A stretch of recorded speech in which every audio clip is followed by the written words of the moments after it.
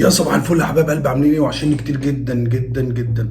النهارده ان شاء الله معانا موضوع مهم ويهم كل شخص بيفكر انه يسافر. وعندي ليك نصيحة يا صديقي العزيز يلي بتجري الفيديو. لو انت عايز تجري الفيديو انا انصحك ان انت ما تتفرجش عليه خالص، لانه مش هيفيدك بالمرة، لان كل كلمة فيه معلومات خطيرة ومهمة تهمك لو انت فعلا عايز تسافر. وقبل ما نخش على الفيديو بتاعنا، يا ريت لو انت لسه ما اشتركتش في القناه تنزل تشترك، تدير لايك الحلو بتاعك، تفعل زر الجرس عشان يوصلك كل فيديو مهم جديد احنا بننزله. يلا بينا.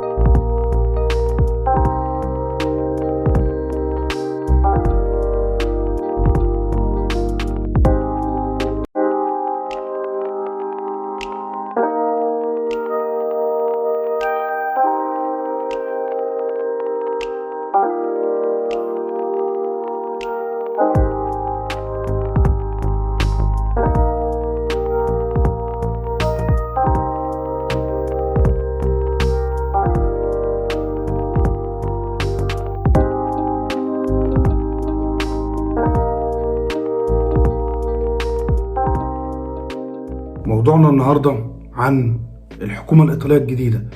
طب ايه الجديد بقى في الحكومه الايطاليه الجديده؟ وانا كنت عملت عليه فيديو قبل كده، وكنت عملت فيديو باسم الخطر القادم من الحكومه الجديده. فتعال بقى اقول لك ايه الخطر القادم اللي انا كنت قلته في الفيديو اللي فات وابتدى يتطبق. انا كنت قلت في الفيديو اللي فات بتاع الخطر القادم من الحكومه الجديده هو ان الحكومه الجديده غير متزنه. يعني من الاخر كده الحكومه دي يطلع منها تصرفات محدش يتوقعها. طب ايه بقى التصرفات الجديده اللي عملوها؟ تصرفات بقى يا حبيب قلبي ان هم ابتدوا ترحيلات. زي ما بقول لك كده، والله الترحيلات اشتغلت هنا. شوف بقى يا حبيب قلبي، احنا كنا في امان الله نايمين ننا، كلنا كنا نايمين ننا، والعرب كلهم والمصريين نايمين في ايطاليا ننا، والطلاينه نايمين ننا، الا شخص واحد هو اللي كان صاحي، وهي رئيسة الحكومة الجديدة، الست اللي انا كنت كلمتكم عليها قبل كده، واكيد طبعا سمعتوا عنها في فيديوهات كتير. انها ست تفكيرها ضايع خالص ودماغها مش متزنة. فايه بقى اللي بيحصل؟ الست دي كلنا كنا نايمين ننا، صحينا لقيناها بتقول الترحيلات تشتغل. يا ست طب ايه اللي حصل؟ هو كده، هو الترحيلات تشتغل يعني تشتغل. الناس تقول لها يا امي ما ينفعش، يا ست البنات، يا ست الكل، يا حاجه، مفيش. هي خلاص هي طلبت هنا انها تعمل حركه زي دي. فايه بقى اللي بقى بيحصل؟ يقوم بقى الشباب الجميل وهو نازل الصبح رايح شغله يلاقوا ايه؟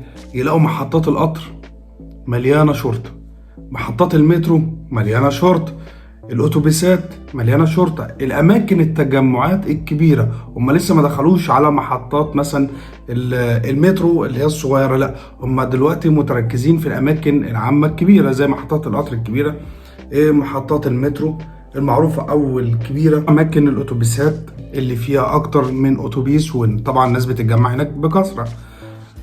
فالشرطه بقت متواجده دلوقتي في كل حته، وبقوا ممكن تبقى ماشي في الشارع تلاقي عربيه شرطه واقفه كده في جنب تقول لك تعال تعال، ايوه انت اللي هناك، تعال ما اقولكش ما تخافش تعال. واول بقى ما هتروح له يقول لك وريني ورقك. لو انت معاك ورق طبعا هتعدي منه، ما هو ملوش حاجه عندك. لكن لو انت بقى لسه جاي ايطاليا ومش معاك ورق، ايه اللي هيحصل؟ اللي هيحصل بقى حبيب قلبي في اللحظه دي ان هم هيرجعوك في اول طياره، هيرجعوك في اول طياره راجع مصر، وعلى حسابهم يعني هم ناس كريمه شويه، وهيبعتوا معاك رساله ومكتوب فيها تصحبكم السلامه، اللي هو يعني مش هيدخلوك البلد دي تاني من الاخر. خلوا بالكم يا شباب، الناس كلها اللي عماله تكلمني وتبعت لي رسائل وتبعت لي اسئله، انا لو مش عارف عملت ايه لو اتجوزت واحده ايطاليه، لان انا بيجي لي اسئله كتير من النوع ده، انا لو اتجوزت واحده ايطاليه وعايز اسافر ايطاليا. يا حبيب قلبي احنا معانا ناس كتيره في القناه، ومعانا ناس من المتابعين الاقوياء كمان يقولوا لي الدنيا عندكم عامله ايه دلوقتي، لان هو متزوج من ايطاليه وبرضه زوجته مش عارفه تجيبه ايطاليا، يعني هو متزوج من واحده ايطاليه وهي مش عارفه تجيبه. الحكومه الجديده شغاله بمزاجها، هي مش شغاله بمزاج حد، هي شغاله بمزاجها هي. فالحكومه دي غريبه الاطوار.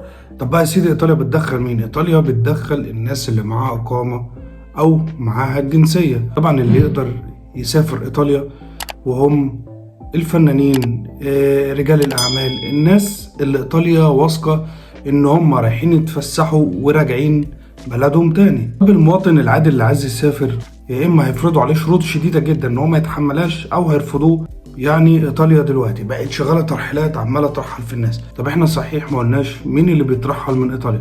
اللي بيترحل دلوقتي يا حبيب قلبي من ايطاليا شخص اللي لسه ما حصلش عليه اوراق في ايطاليا، هو ده الشخص اللي لو اتمسك هيترحل.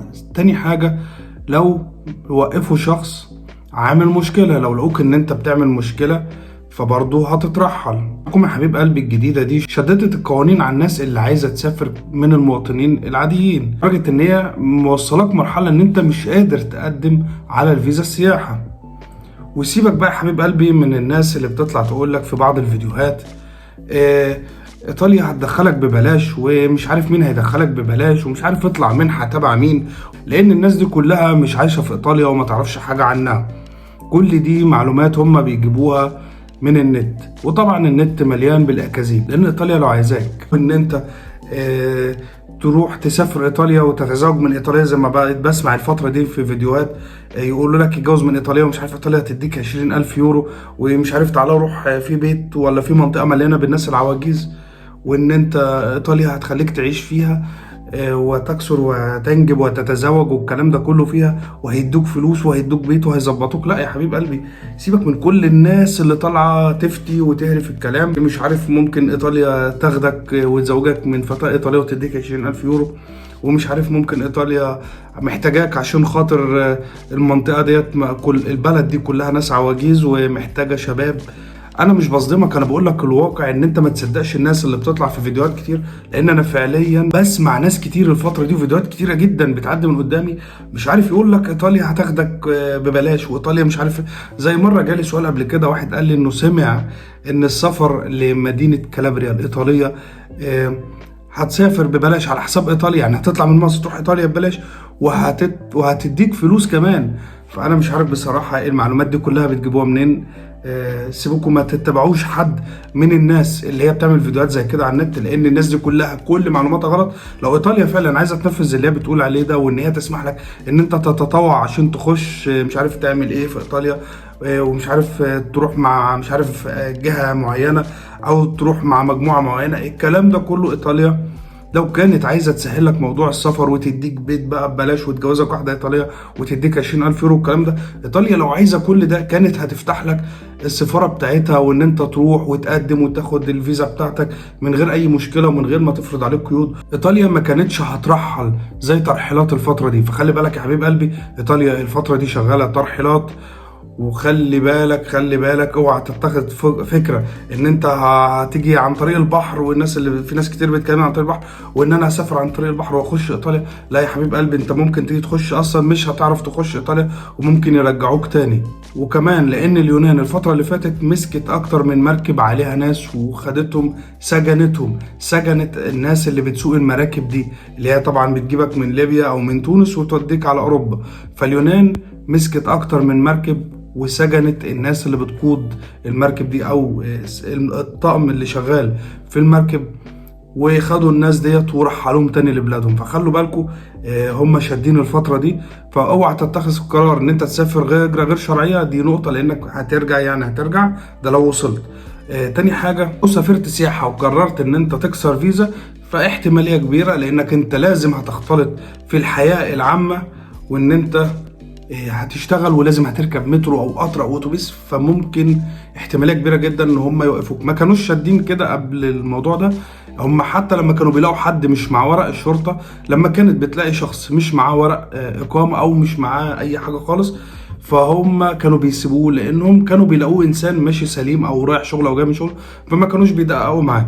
لكن حاليا ايطاليا بقت شاده جدا، واللي مش معاه ورق بقى بيروح، ولو بتعمل مشكله هتروح حتى لو معاك اقامه، لدرجه ان انت لو معاك الجنسيه الايطاليه وعملت مشكله ممكن يسحبوها منك ويرجعوك تاني. اتمنى ان انت تكون شفت الفيديو من اوله لنهايته، وما تنساش تدينا لايك الحلو بتاعك وتفعل زر الجرس وتشترك في في القناة عشان يوصلك كل فيديو مهم جديد احنا بننزله. اشوفكم على خير. سلام.